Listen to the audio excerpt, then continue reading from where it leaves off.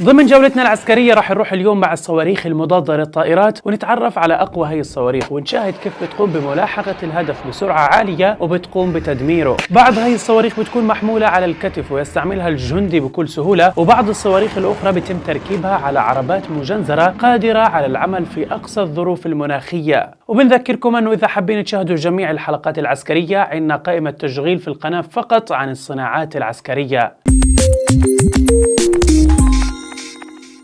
السلام عليكم، أنا سامي مشتاق وبرحب فيكم. قبل أن نبدأ لا تنسوا لايك واشتراك بالقناة وتفعيل الجرس.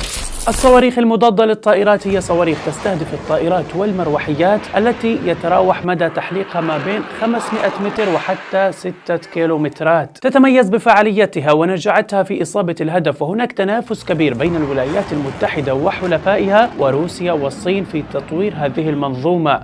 طبعا هناك العشرات من أنواع الصواريخ المضادة للطائرات،